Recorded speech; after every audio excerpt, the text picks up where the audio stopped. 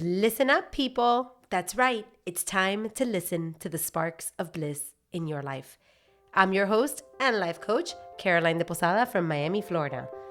And this podcast is an invitation to join me in upgrading our mindset, wellness, and relationships so that together we create a life that unlocks our bliss.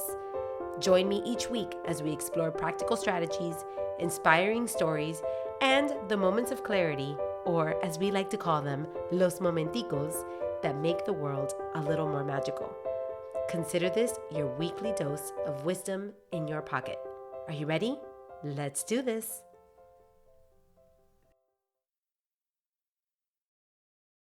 Hey, Bliss'ners, welcome to episode number 45 of Bliss'n Up.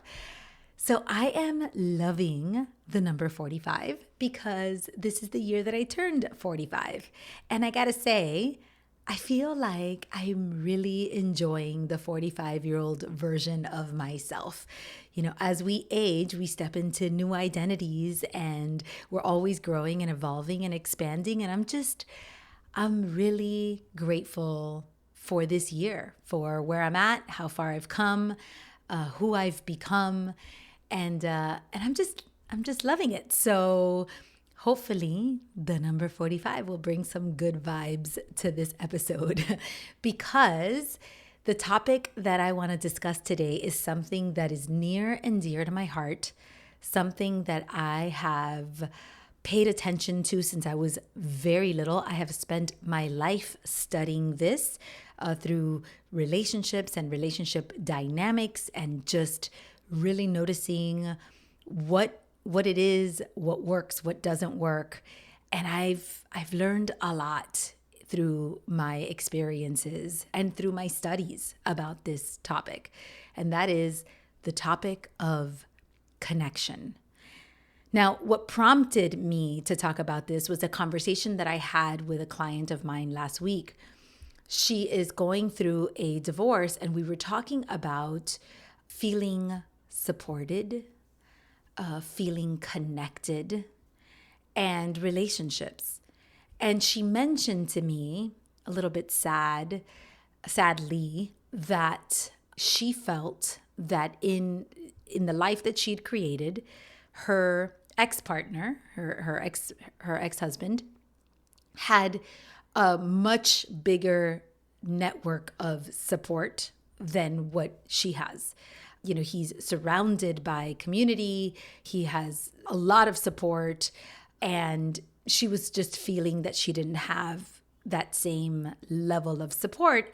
And sometimes that can feel very lonely. That can feel very uncomfortable. You could feel like disconnected, I guess, is really the most powerful thing. And when I was talking to her about it, I cautioned her because sometimes we look at people and we confuse community for connection. We confuse having a lot of people around us for feeling supported. But there is a difference between being alone and feeling lonely. You could be alone and feel deeply connected, supported, and rooted in your life. And you could be surrounded by people and by community and feel completely alone.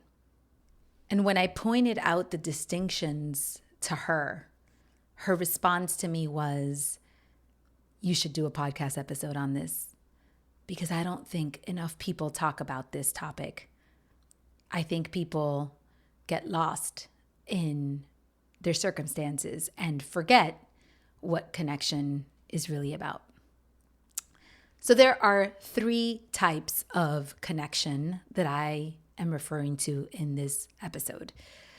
That is your relationship with others, your relationship with yourself, and your relationship to something bigger than you.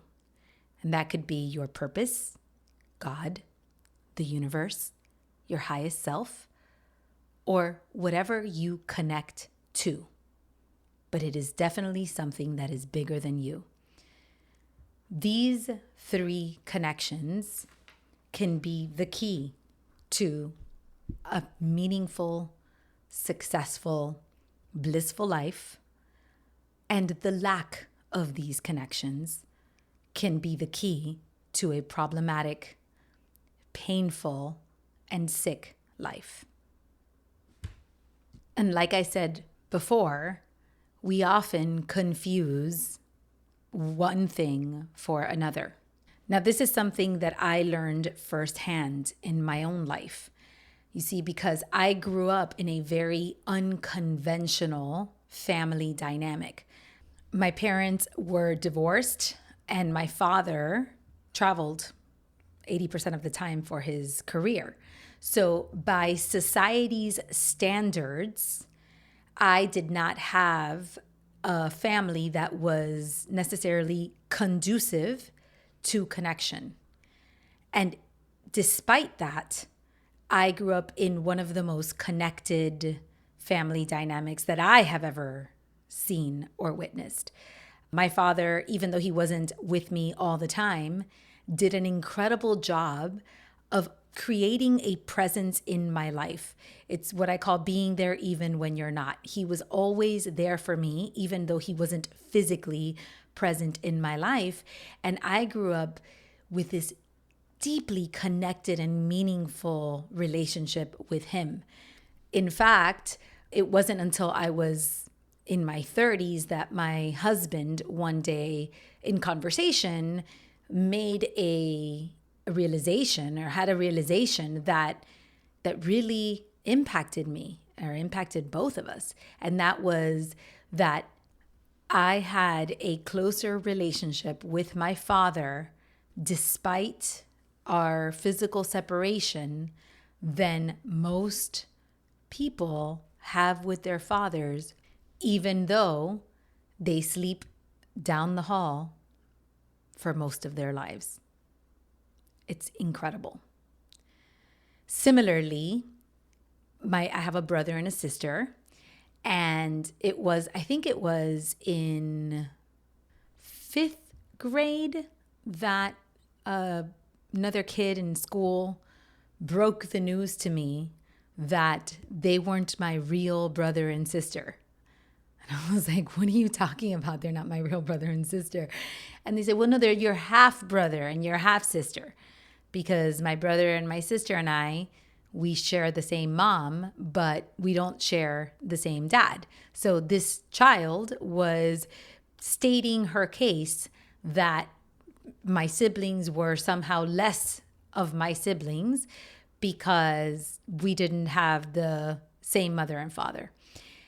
And up until that moment, I had never even heard the term. I had no idea what she was talking about, nor did it matter from that moment forward, because what my mother fostered in my home was such a deep connection between our family and between our siblings that it made no difference whose father was whose father. It made no difference that we were half brothers or full brothers, or our connection was stronger than blood or genetics or DNA could ever make us, because we confuse circumstances for connection. And oftentimes, what appears on the outside is not what life looks like on the inside. And to be honest with you, I think that is the biggest part of my work, is helping people feel on the inside what their life appears to be on the outside, or create a life on the outside that aligns with what they are feeling on the inside, or what they aspire to feel on the inside. This is the key to creating a meaningful, successful, and blissful life. It is not about accolades, accomplishments, or appearances. It's about integration, knowing what matters most, and being connected to others, to yourself, and to something that is bigger than you. Recently, I heard a TED Talk by a man named Johann Hari. I hope I'm pronouncing that correctly. My husband mocks me viciously because I mispronounce names and words all the time. And so does my friend Bruce. I mean, it's just sometimes I mispronounce things. So if I mispronounce this name, forgive me, please. But Johann did a TED Talk called Everything You Think You Know About Addiction is Wrong. So he explains that human beings have a natural and innate need to bond. And when we are happy and healthy, we bond and connect with each other. But if we feel like we cannot bond to others, we often bond with something that gives us a sense of relief. So his claim is that when you become addicted to food, drugs, alcohol, pornography, gambling, any of the vices that can really grab you, we tend to believe that it is due to a chemical imbalance. And although that could be true in a small percentage of cases, the more common reason is because what we are lacking is connection. And the lack of connection leads us to creating connection with something. It is such an incredible TED Talk. I'm going to put it on my show notes in case you want to watch it for yourself. But it really inspires us to think about what really matters in life. And again, the key is in connection. So in studying this throughout my life and studying relationships and family dynamics and connection, I have identified 5 what I call connection interrupters. These are things that we do internally and externally that can interrupt our sense and our feeling of meaningful and deep connection. Now, for purposes of this episode, I'm not going to get into how to solve for every single one of these problems, although there are solutions for all of it. But more than anything, what I want to do is name these interrupters so that you can then start to notice when they creep up in your life.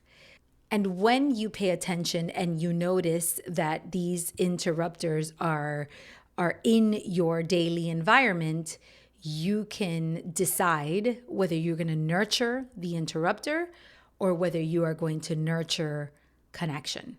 And this is part of the work that I do with my clients in one-on-one coaching. One of the reasons that relationships is my main pillar, I do mindset, wellness, and relationships, is because this is one of the keys of living a blissful life. So I'm happy to support you if you want to dive deep into this and work on this. But for purposes of today, what I want to make sure is that you can identify and notice when these interrupters pop up in your life, because they pop up in all of our lives. And I do want to also point out that some of these interrupters are based on our external circumstances, it's our external environment. But the only way to deal with these interrupters is by changing our internal environment. So a lot of this has to do with the mindset and that perspective that we approach these interrupters. That is how we start to develop our emotional intelligence, which is the E in core. We start strengthening our core so that we, again, our inside could start aligning with our outside. That is the key. Okay, so the first interrupter is lack of authenticity. And this interrupter is what prompted me to make that distinction for my client that I talked about at the beginning of this episode, which is oftentimes we are surrounded by people, surrounded by community, and yet we feel lonely. Well, what prompts us to feel lonely? Lack of authenticity. It is the feeling that you are surrounded by people, but you are afraid of being your true self. You are surrounded by people, but you don't feel safe in expressing your real opinions, in expressing your real dreams, in following your real path because you are afraid of being judged by others. It could be because of cultural norms, societal norms, environmental norms. We're often surrounded by people that are zigging in one direction, and all of a sudden we feel called to zag. When they're zigging, we want to zag, and we don't feel safe to be able to express that.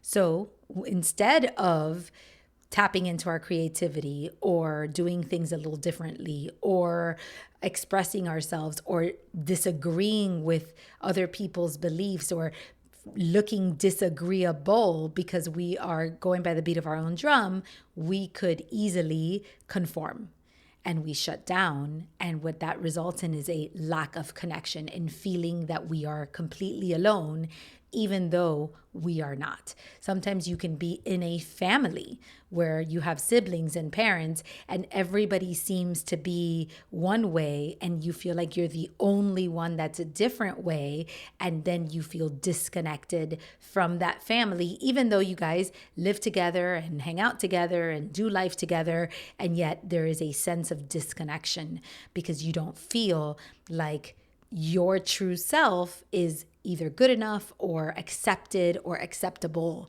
And that can create all sorts of problems. The second connection interrupter is comparison. When you spend your life comparing yourself to other people, comparing accolades, achievements, material possessions, outward appearances, that creates a huge disconnect because you are then overcome with feelings of scarcity, of lack, of fear instead of belonging, connection, and abundance. So often we get stuck in feeling, and this kind of comes in the whole lack of authenticity also, right? Like sometimes we compare because we are afraid that our true self isn't good enough. So evidence of that is the comparison. It's evidence that we shouldn't be our true authentic selves because we don't have all these things that these other people have, or our life isn't as great as other people's lives. People say that social media has enhanced this. Maybe so, but I really think it's an internal thing, and I think it has always existed. It has always existed that you compare yourself to what other people are doing. It's just that social media makes it way more visible in your life. So, yeah, that's a big source of disconnect in my opinion. And another reason why comparison causes disconnect is because comparison also highlights separation. So when we compare ourselves, we separate ourselves. We are actually focused on the things that make us different instead of the things that make us the same. When you look for unity and inclusion and belonging, and you are part of the collective, and you find in each other similarities instead of distinctions, you feel more bonded to those people. You feel more connected to those people. But when you are too busy comparing yourself, you have now created distinction. You've created separation. They have something you do not have, or I have something they do not have, and therefore I am not bonded to them. I am disconnected from them. So that's another interrupter. The third interrupter is expectations. And this is a big one. Welcome to the world of unmet expectations. Relationships are complicated. Communication is complicated. Sometimes human beings have the best intentions and yet fail to meet expectations for a variety of reasons. So, for example, I have a client that lacks connection to her, or lacks a sense of connection to her kids and to her husband. And that's what we are working on together. In her case, she is often disappointed by what her expectation of connection should be, how they should greet her, how they should treat her, how they should spend time with her. And when they fail to meet her expectations, she feels disappointed and then she feels disconnected. And it's a huge interrupter. And then the more that happens, the more you focus on the disconnection. And then, your expectations start to get even stronger because you are grasping onto those expectations. And where focus goes, energy flows. So this becomes almost a self-fulfilling prophecy, and it starts getting bigger and bigger and bigger. And before you know it, it's a bombshell. It's a total bombshell. And if you are really paying attention to your life and to your relationships, you will often find that a lot of the lack of connection in your life stems from unmet expectations. And there is a solution for that. But the first thing is being aware of it.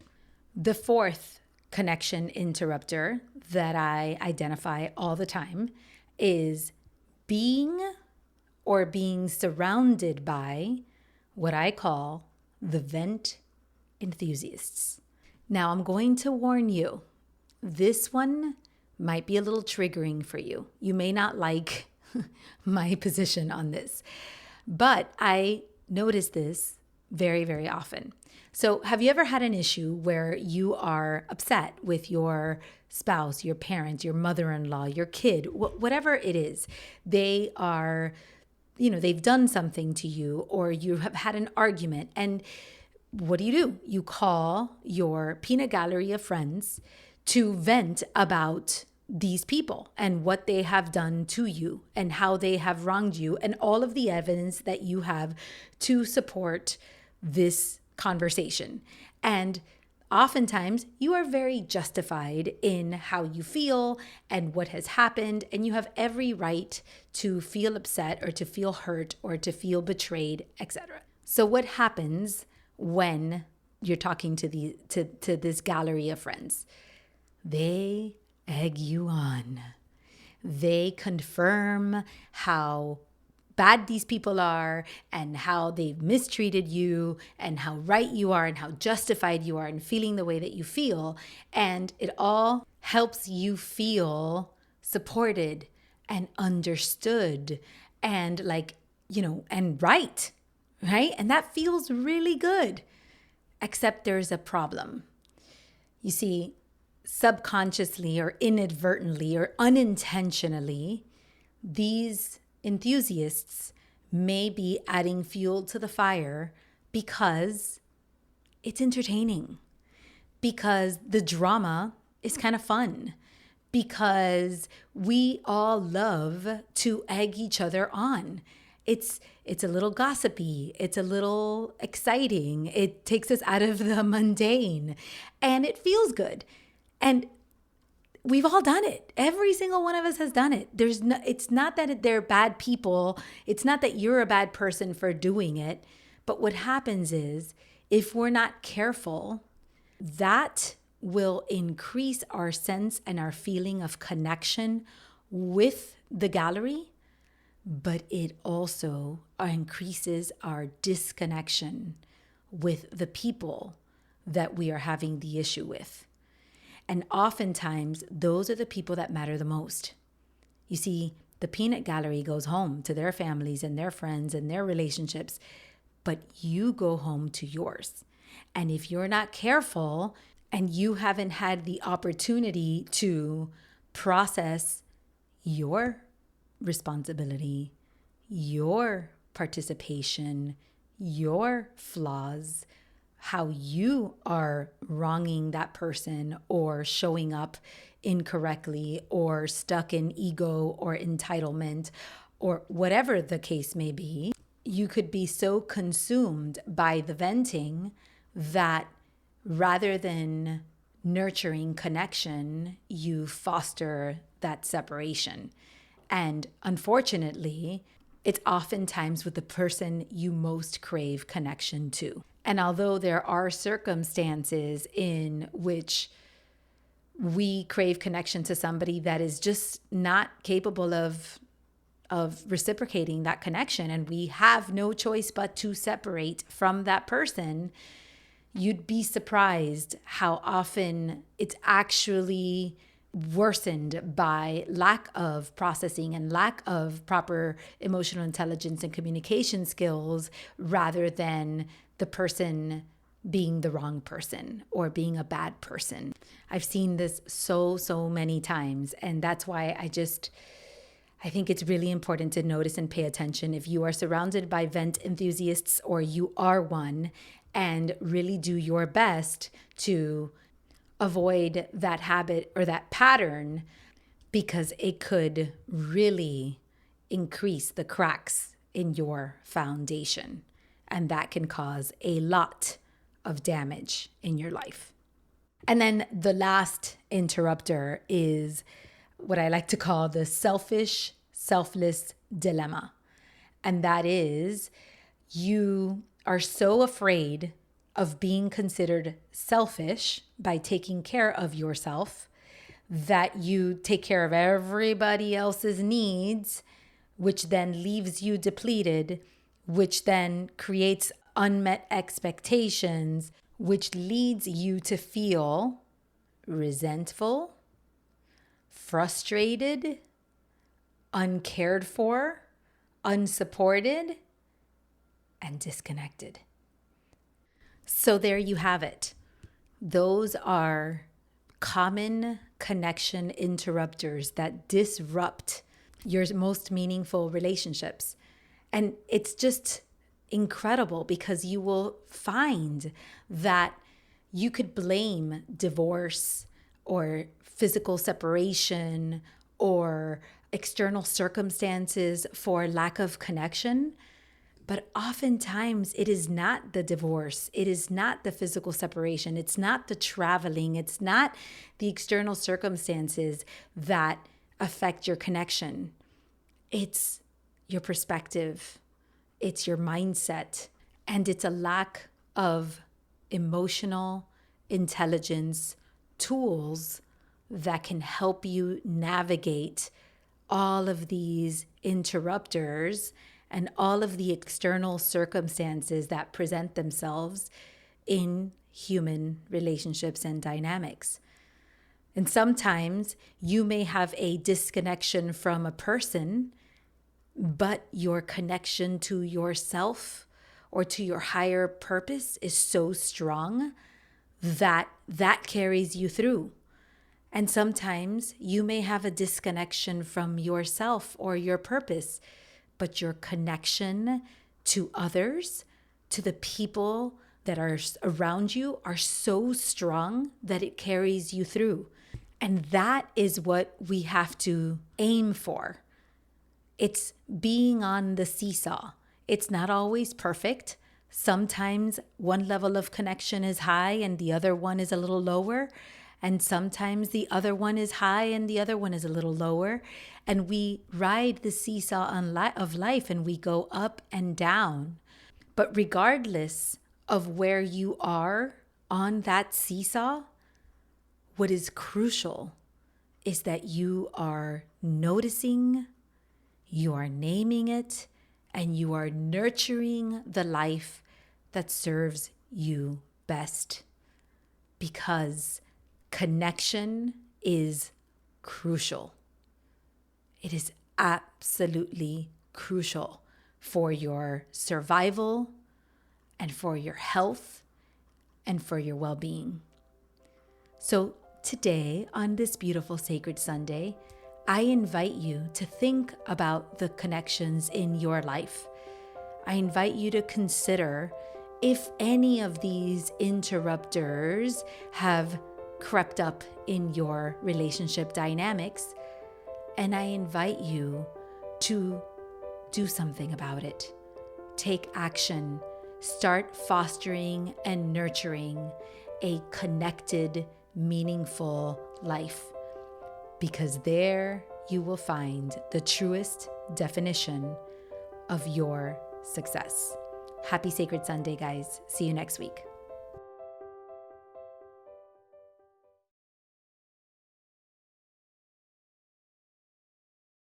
That's it for today's episode. Thanks so much for being here. I am deeply, deeply grateful for this time to connect. If you're loving this podcast, I'd love if you could support me by subscribing, rating, and or leaving a review wherever you listen to podcasts. Those reviews help us so much. And if you know of someone who could really use a voice like mine in their head, please share this with them and let them know how much you care about their bliss. Now, if you are feeling called to dig deeper and really work on elevating your mindset, wellness, and your relationships to create a healthier, happier, and more meaningful life, then I invite you to schedule a 60-minute complimentary consultation with me. Let's have a meaningful conversation and see if working together is in our future. You can find the link to the calendar of consults right there in my show notes, but you can also connect with me on my website, carolinedeposada.com, or just send me a DM on Instagram @CarolineDePosada. Like my friend always says, the project is big and you're a part of it. So thanks for being here.